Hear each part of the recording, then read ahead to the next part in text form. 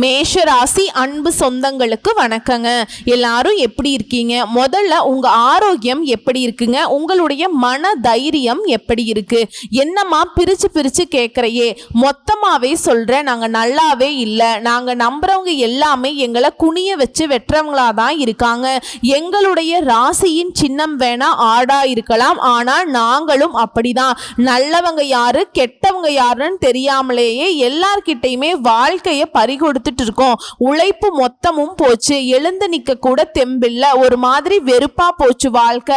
இப்படி இருக்கக்கூடிய நிலையில மேஷத்தை நம்ம ஏமாளின்னு அடையாளப்படுத்தவா, இல்ல எல்லாரையும் நம்பக்கூடிய தூய உள்ளம் படைத்தவங்கள்னு அடையாளப்படுத்தவா?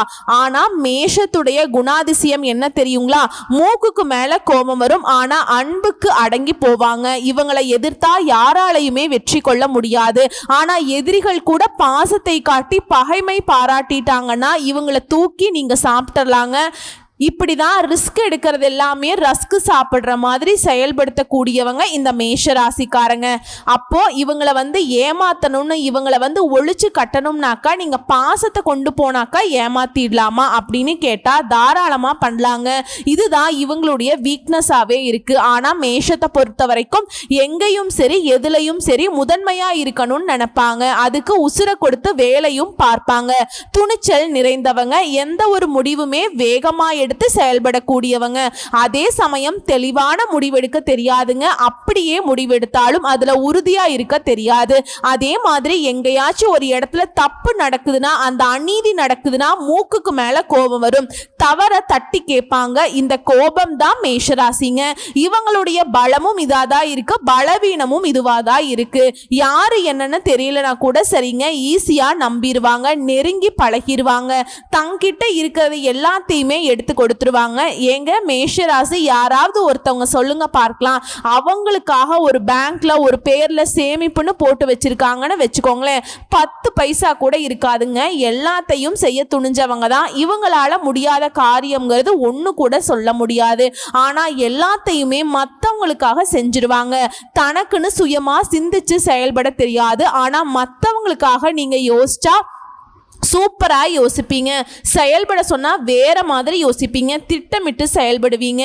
ரொம்ப ஒழுக்கமானவங்க, மனித நேயம் கொண்டவங்க, இரக்க குணம் கொண்டவங்க, சத்தியத்துக்கு கட்டுப்பட்டவங்க, தர்மத்துல தலை சேர்ந்தவங்க, மற்றவங்களுக்கு உதாரணமாக வாழ்ந்து காட்டுறதுல மேஷந்தாங்க. இவங்களுக்குன்னு தனி சித்தாந்தத்தை வகுத்து அதன்படி அறநெறியில வாழக்கூடியவங்க, தெய்வத்துக்கு இணையானவங்க. இப்பேற்பட்ட உயர்ந்த குணநலன்களுக்கு உரியவர்களா வளம் வரக்கூடிய மேஷத்திற்கு ஏமா இவ்வளவு கஷ்டம், எனக்கு பதில சொல்லு, நீ சொல்றதெல்லாம் ஒரு பக்கம் இருக்கட்டும், சதா நேரமும் எனக்கு மட்டும் ஏன் பிரச்சனை அடுக்கடுக்கா வந்துட்டே இருக்கு?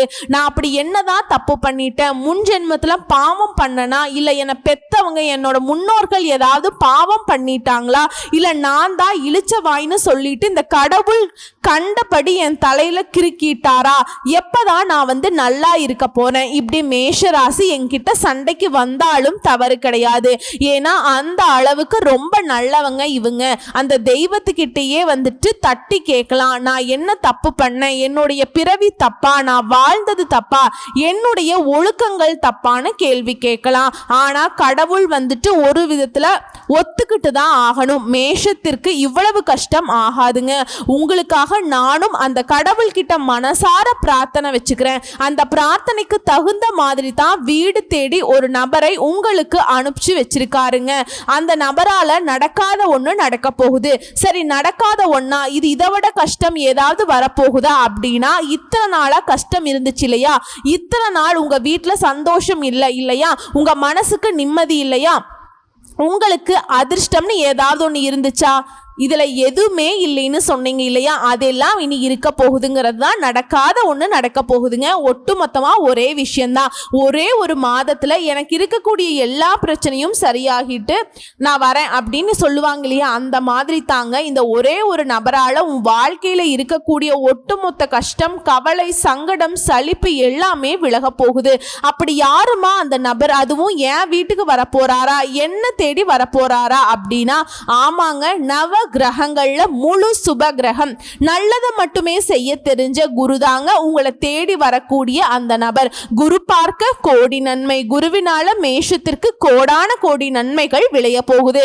கோடான கோடியா? ஆமா, அது என்ன ஏதுங்கிறத தெளிவா பார்க்கலாங்க. இப்போ இந்த குருவினால மேஷ ராசிக்கு பெருசா கிடைக்கக்கூடிய விஷயங்கள்னு பார்த்தீங்கன்னா, ஊதிய உயர்வு கிடைக்கும், விரும்பிய இடத்திற்கு இடமாற்றம் கிடைக்கும், பதவி உயர்வுகள் கைகூடி வரும். மேஷ ராசிக்கு அதிர்ஷ்டகரமா தாங்க இருக்க போகுது. அதுவும் இந்த வருஷத்துல குரு பெயர்ச்சிங்கிறது வாக்கிய பஞ்சாங்கத்தின் படி 14/5/2025 அன்னைக்கும், திருக்கணித பஞ்சாங்கத்தின் படி 14/5/2025 அன்னைக்கும் பெயர்ச்சி நடைபெறுதுங்க. குரு பகவானை பொறுத்த வரைக்கும் என்ன பண்றாருன்னா, ரிஷப ராசியிலிருந்து விலகி மிதுன ராசிக்கு போறார். மிதுனம்ங்கிறது குரு பகவானுடைய நட்பு கிரகமான புதன் பகவானுடைய வீடு. குருவால அதிர்ஷ்டமோ அவர் போகக்கூடிய இடம்ங்கிறது புத்தி. சோ இதனால எப்பேற்பட்ட பிரச்சனைகளுக்குமே ஈஸியா தீர்வு காண முடியும். அப்போ இந்த ஸ்தானம்ங்கிறது பலமான வீடு. குருவுடைய பார்வைக்கு பலத்தை அதிகப்படுத்தக்கூடிய இடம். 5ஆம் பார்வையா துலாம் ராசியையும், 7ஆம் பார்வையா தனுஷ் ராசியையும், 9ஆம் பார்வையால கும்ப ராசியும் குரு பகவானுடைய பார்வைங்கிறது பதியுதுங்க. அதன் அடிப்படையில் சனி பகவான், ராகு, கேது இவங்களுடைய பெயர்ச்சியும் ஏற்பட்டுள்ள கிரகசார மாற்றங்களின் அடிப்படையிலுமே 12 ராசிகளுக்குமே மாற்றம் வரும். குரு பெயர்ச்சி ஒரு ஏற்றத்தை கொடுக்கும்னு எதிர்பார்க்கக்கூடிய இந்த தருணத்துல மேஷத்திற்கு ராகு, கேது, சனி பகவான் எப்படி பாதிப்பை ஏற்படுத்தினாலும் ஓகேவா, மேஷத்திற்கு குரு என்ன பண்றாரு, ஒட்டுமொத்தமா அந்த 2 கிரகங்களுக்குமே பட்டைய போட்டு விட்டுறாருங்க. சோ தூரப்போ ஓடிப்போ அப்படிங்கிற மாதிரி. சோ மேஷ ராசிக்கு 2ஆம் இடத்துல இருந்து குரு பகவான் இப்போ 3ஆம் இடத்துக்கு போறார். அதாவது 5, 7, 9ஆம் பார்வையால ராசிக்கு முறையே 7, 9, 11ஆம் இடத்துல பதியுதுங்க. அந்த அடிப்படையில இப்ப குரு பயிற்சிங்கிறது சகல விதங்களையும் உங்களுக்கு சந்தோஷத்தை அதிகமா கொடுக்கக்கூடிய காலம். அதே சமயம் சோம்பல் உதர்வதும், தினந்தோறும் சிறிது நேரமாவது உடற்பயிற்சி செய்யறதும் சிறப்பான பலன்களை இன்னும் தொடர்ந்து நீங்க அனுபவிக்க முடியும். சோ ஆரோக்கியத்துல அக்கறை வச்சுக்கணுங்க, இதுதான் ரொம்பவே முக்கியம். அதே போல அலுவலகத்துல வேலைக்கு போறீங்களா, தனியார் துறையோ அரசாங்க துறையோ, ஆண்களோ பெண்களோ, இதுவரைக்கும் நீங்க அனுபவிச்சுட்டு இருந்த சங்கடங்கள் எல்லாமே நீங்கி பல விதங்கள்ல நன்மைகள் ஏற்பட தொடங்கும். யாரோ செஞ்ச தப்புக்கு நீங்க வீண் பழி ஏற்ற நிலையில மாற்றம் வருதுங்க. போன காலகட்டத்தில எல்லாம் முன்ன சொன்னதுதான், நீங்க செஞ்ச உழைப்புக்கான ஊதியத்தை மத்தவங்க வாங்கிட்டு போயிருப்பாங்க. ஆனா அதற்கான அங்கீகாரத்தை வேற ஒருத்தவங்க வாங்கிட்டு போயிருப்பாங்க. ஆனா மத்தவங்க செஞ்ச தப்புக்கும் தண்டாவுக்கும் நீங்க பொறுப்பேற்றுக்கிட்டு நீங்க சங்கடங்களையும் தண்டனைகளுமே அனுபவிச்சிருப்பீங்க. அது எல்லாமே மாறுதுங்க. உங்கள் மீது இருக்கக்கூடிய அந்த வீண் பழி அவங்க போட்டவங்களே ஒத்துப்பாங்க. இல்ல நான் தான் இவர் மேல போட்டுட்டேன் அப்படின்னு சொல்லிட்டு உங்களுடைய மதிப்பு மரியாதை சாதாரணமா இருக்கிறத விட பல மடங்கு உயர போகுதுங்க. ஏன்னா இத்தனை காலமா செய்யாத தப்புக்கு தண்டனை அனுபவிச்சுட்டு இருந்தீங்க இல்லையா, செய்யாத தப்புக்கு அசிங்கப்பட்டு அவமானப்படுத்திட்டு இருந்தீங்க இல்லையா, இனி அது எல்லாமே கிடையாதுங்க. உங்களை ஒதுக்கி வச்சவங்க எல்லாம் இன்னைக்கு உங்களை உயர்ந்து பார்ப்பாங்க. அதே போல மேல் அதிகாரிகளால உங்களுடைய திறமைகள் உணரப்படும். இழந்த பெருமைகள் திரும்பவும் கிடைக்கும். இதுவரைக்கும் வேலை தேடிட்டு இருக்கேன், வேலையே இல்லை அப்படிங்கிறவங்களுக்கு வேலை கிடைக்கும். வேலைதாமா செஞ்சுட்டு இருக்கேன் ஆனா நிரந்தரமான வேலை இல்லையேன்னு சொல்றவங்களுக்கு நிரந்தரமான வேலை நிச்சயங்க. வேலை வாய்ப்பு கட்டாயம் கிட்டும். தடைபட்ட ஊதிய உயர்வு, இடமாற்றம், பதவி உயர்வுகள் எல்லாம் கைகூடி வரும். சிலருக்கு புதிய பணி மாறுதல்கள் ஏற்படும். உயர்வுகளும் பெருமைகளும் சேருங்க. இதோட வீட்டுல மகிழ்ச்சி மலரும். வாழ்க்கை துணை கிட்ட அந்யோன்யம் அதிகமாகும். சுபகாரியங்கள் எல்லாமே சுமூகமா கைகூடி வரும். வீடு வாங்குறது, மனை வாங்கக்கூடிய யோகம் உண்டாகுது. விலை உயர்ந்த ஆபரணங்களை இரவல் வாங்குறதும் கூடாது, கொடுக்கிறதும் கூடாது. இதை மட்டும் மேஷம் எக்காரணத்தை கொண்டும் செய்யக்கூடாத விஷயமா எழுதி வச்சுக்கோங்க.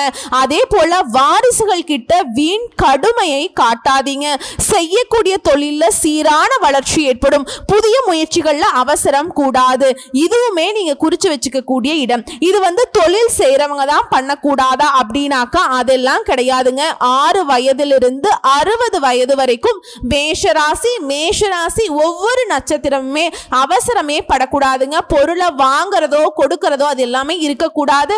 அதே மாதிரி வங்கி கடன்களை முறையாக திருப்பி செலுத்துவது ரொம்ப முக்கியம். முக்கியம். அதற்கேற்ற பணவரவு இருக்கு இல்லையா, கடனை முதல்ல அடைச்சிருவீங்க. அதே மாதிரி அரசியல்ல இருக்கவங்களுக்கு திடீர் பதவி பெருமைகள் கிடைக்கும்.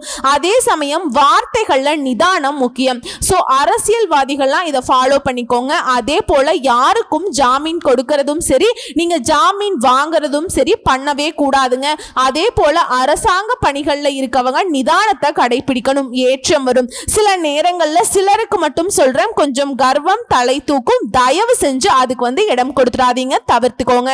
இதெல்லாம் குறிச்சு வச்சுக்கோங்க. என்னதான் நேரம் காலம் நமக்கு நல்லதா இருந்தாலும் அந்த சமயத்துல தான் நம்ம ரொம்ப கவனமா இருக்கணும். இதுவே சினிமா நாடகம் கலைத்துறையில இருக்கவங்களுக்கு வாய்ப்புகள் அடுத்தடுத்து வர தொடங்கும். இந்த சமயத்துல சஞ்சலம் தவிர்க்கிறது ரொம்ப முக்கியம். அதே போல மாணவர்களுக்கு படிப்புல முழு கவனம் செலுத்துவது அவசியம்ங்க. இதை தாண்டி மேஷம் அப்படிங்கிறவங்க ஒரு 2 விஷயத்தை எக்காரணத்தை கொண்டும் செய்யக்கூடாது. அவசரம் காட்டக்கூடாது, அலட்சியம் காட்டக்கூடாது. இதை நான் வேண்டவே வேண்டான்னு சொல்லுவேன். இதை ரொம்ப பர்டிகுலரா ஃபாலோ பண்ணுங்க. அடுத்து ஆரோக்கியத்தை பொறுத்த வரைக்கும் மேன்மை இருந்தாலும் நரம்பு சம்பந்தப்பட்ட, கண் சம்பந்தப்பட்ட, அடிவயிறு சம்பந்தப்பட்ட பிரச்சனைகள் வரதுக்கு வாய்ப்பு இருக்குங்க. சோ ஆரோக்கியத்துல கவனம் தேவை. அதே போல வண்டி வாகனத்தை இயக்கிறப்ப நிதானம் முக்கியம். ஒவ்வொரு புதன்கிழமை சனிக்கிழமைகள்ல அருகில் இருக்கக்கூடிய பெருமாள் கோவிலுக்கு போயிட்டு வழிபாடு செஞ்சுட்டு வாங்க. அதே போல அனுதினமும் அபிராமி அந்தாதியில் இருக்கக்கூடிய பாடல்களான 40, 59, 75 இந்த பாடல்கள் கேட்கறதும் நல்லது. நீங்க அதை படிக்கிறதும் நல்லதுங்க. இதனால சிறப்பான பலன்கள் உங்களுக்கு சேரும். சோ இதை தாண்டி குரு யாரு, குருவால இன்னும் உங்களுக்கு என்ன மாதிரியான பலன்கள் கிடைக்கும் அப்படின்னு பார்த்தோம்னா, குருவை பொறுத்த வரைக்கும் யாருங்க, தனகாரகன். ஜோதிட சாஸ்திரப்படி நாங்க சொல்றது தனகாரகன் தான். ஒருத்தவங்களுக்கு பண கஷ்டம் அதிகமா இருக்குன்னு சொல்லிட்டு என்கிட்ட கொண்டு ஜாதகத்தை கொடுத்தாங்கன்னா, குருவுடைய அமைப்பு எங்க இருக்கு, அவங்களுடைய பார்வை எங்க இருக்கு, என் பணத்துல இவ்வளோ தடைகள் தான் பார்ப்போம். சோ குரு பகவான் பணத்துக்கு முக்கியமான கிரகம். தனம் பணம் ஒருத்தருக்கு நல்லா இருக்கணும்னாக்கா உங்க ஜாதகத்துல குரு நல்லா இருக்கணுங்க. அதே போல சுக்கிர பகவானும் சுக போகத்துக்கு காரணம். சுக்கிர பகவான் கொடுக்கக்கூடிய பணம்ங்கிறது உங்க கையில இருந்தா, குரு பகவான் கொடுக்கக்கூடிய பணம் எங்க இருக்கும்னாக்கா பெரிய அளவுல இருக்குங்க. அதை நீங்க கையால எல்லாம் வைக்க முடியாதுங்க, பேங்க்ல தான் கட்டுக்கட்டா அடுக்கி வைக்கணும். ஏன்னா அந்த அளவுக்கு இந்த குரு பயிற்சியால மேச ராசிகளுக்கு அதிர்ஷ்ட பலன்கள் பிரகாசிக்க போகுது. 2ஆம் இடத்துல இருக்கக்கூடிய குரு 3ஆம் இடத்துக்கு போறதுங்கிறது பாக்கிய வீட்டை பார்க்கக்கூடிய இடம். இருக்கக்கூடிய இடத்தை விட பார்க்கக்கூடிய இடத்திற்கு பலம் அதிகங்க. 7, 9, 11 இந்த இடம்ங்கிறது தன லாபத்தை அதிகமாக தரக்கூடிய இடம். பெரிய பலன்கள் கிடைக்க போகுது. உங்க ராசிநாதன் நீச்ச பங்கம் அடைந்திருந்தாலும் நான் முன்னாடியே சொன்னதுதான், நவ கிரகங்கள்ல மத்த 8 பேரும் உங்களுக்கு பாதகமாய் இருந்தாலும் உங்களுக்கு பாதுகாப்பை முழுவதுமாக குரு பகவான் கொடுக்கிறார். என்னதான் 3ஆம் இடம் பெரிய இடம் இல்ல, சோதனைக்குரிய இடமாக இருந்தாலும் உங்களுக்கு அது விதிவிலக்கா செயல்படுதுங்க. பாக்கியாதிபதியாக குரு பகவான் உங்க பாக்கிய வீட்டை பார்க்கறதுனால கடந்த காலங்கள்ல எந்த ஒரு பாக்கியமுமே நீங்க அனுபவிக்கலையே, தடை தாமதம் கஷ்டம் நஷ்டம் இப்படியே பார்த்துட்டு இருந்த உங்களுக்கு 85% மேல கிட்டத்தட்ட 90%ங்க, 100%க்கு உங்களுக்கு குரு பெயர்ச்சி அதிர்ஷ்டத்தை கொடுக்க போகுதுங்க. திருமணம் ஆகலையா, திருமணம் கைகூடும். காதல் முறிஞ்சு போச்சு, ஆனா அந்த பழைய காதலே இப்ப திருமணத்துக்கு நிச்சயமாகும். பிரிந்த கணவன் மனைவி திரும்பவும் ஒன்றிணைந்து வாழ்வதற்கான யோகம் இருக்கு. தாமதமான திருமணங்கள் இப்ப நடக்கும். குடும்பத்துல தடைபட்ட சுபகாரியங்கள் இப்ப நடக்கும். வாகன சேர்க்கை உண்டாகுது. லாபங்கள் கிடைக்கக்கூடிய அமைப்பு இருக்குது. வேலை, உத்தியோகம், வியாபாரம், தொழில்னு அருமையான முன்னேற்றம். லாபத்திற்கு குறைவே இல்லைங்க. என்னதான் சனி பகவான் உங்களுக்கு செலவை அதிகரிச்சு கொடுத்தாலும் இந்த குரு பகவான் என்ன பண்றாரு, எப்பா அந்த பையனை போய் செலவு பண்ண வைக்கிறியே, எவ்வளவு செலவு பண்ணுவான், 100 ரூபாய் செலவு பண்ணி வச்சிருக்கான் அப்படின்னு அவர் நினைப்பாருங்க. ஆனா குரு கொடுத்துக்கிட்டே தான் இருப்பாரு. சனி எடுக்க எடுக்க குரு உங்களுக்கு கொடுத்துக்கிட்டே தாங்க இருப்பாரு. அடுத்தபடியே யாரு நமக்கு பயன்படுத்துவாரு அப்படின்னு பாத்தீங்கன்னா ராகு பகவான். ராகு என்ன பண்றாரு, 11ஆம் இடத்துக்கு குருவுடைய பார்வையும் அங்கதான் இருக்கு. இதனால போட்டி பந்தயங்கள்ல சவால்கள்ல உங்களை வெற்றி பெற வைக்குவாருங்க. நான் பல பதிவுகள்ல சொல்லி இருக்கேன், ராகுக்கு என்ன குணம், அவர் இருக்கக்கூடிய இடத்துக்கு தகுந்த மாதிரி செயல்படக்கூடியவர். சோ குருவுடைய பார்வை வரதுனால குரு என்ன பண்ணுவாரு, முழுவதுமா நல்லதை செய்யக்கூடியவர். அவர் கூடவே சேர்ந்துக்கிட்டு குரு 10,000 ரூபாய் கொடுத்தாருன்னா நம்முடைய ராகு 1 லட்சமா கொடுப்பாருங்க. புரியுதுங்களா வித்தியாசம் உங்களுக்கு?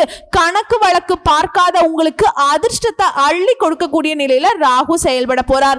எடுத்த காரியங்கள் எல்லாமே வெற்றி பெறும், ஜெயம் உண்டாகும், நிம்மதி உண்டாகும். அதிர்ஷ்டம் ஒட்டுமொத்தமா மேஷ ராசிக்கு எழுதப்பட்டு விட்டது.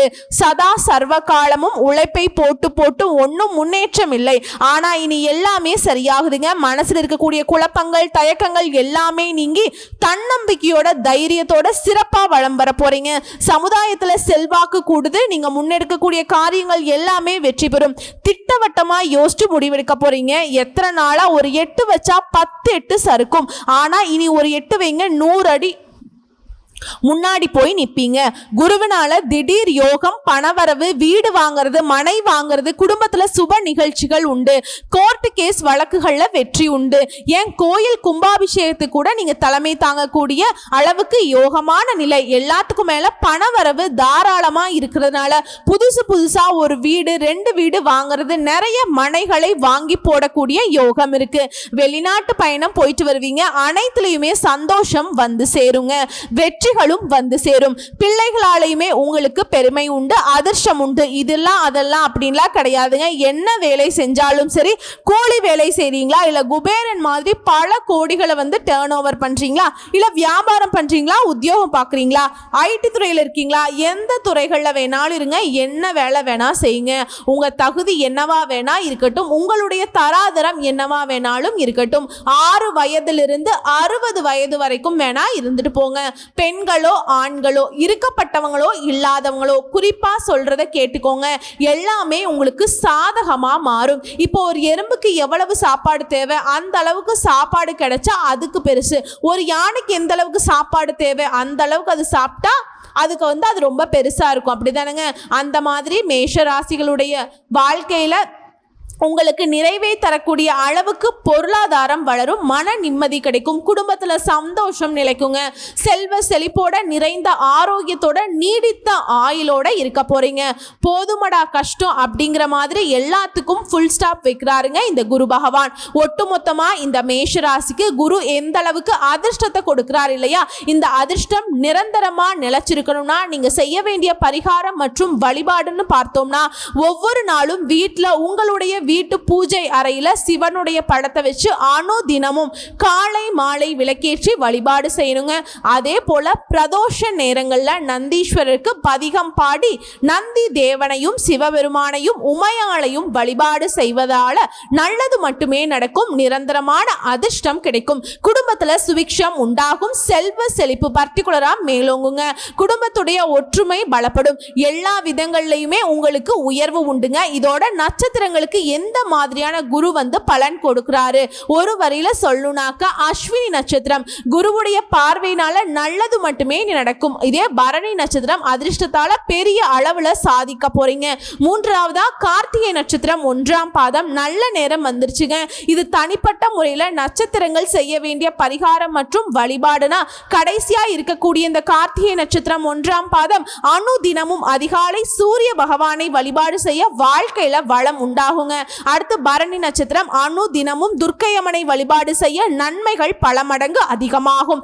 அடுத்து முதல் நட்சத்திரமான அஸ்வினி நட்சத்திரம் தினமும் கற்பக விநாயக பெருமானை வழிபாடு செய்ய நினைச்சது எல்லாமே நடந்தேறும். சோ எப்படி பார்த்தாலும் சரிங்க, மதிப்பெண் அடிப்படையில் 100க்கு 90% இல்ல 95% குரு பயிற்சி உங்களுடைய குதூகலத்திற்கு பயிற்சியாக தான் வந்திருக்கு. பயன்படுத்திக்கோங்க. வாய்ப்புகள் ஒரு முறை தான் கதவை தட்டும். குருவுடைய அமைப்பும் உங்களுக்கு வருஷத்துக்கு ஒரு முறை தான் கிடைக்கும். பயன்படுத்திக்கோங்க. வாழ்த்துக்கள். நன்றி, வணக்கம்.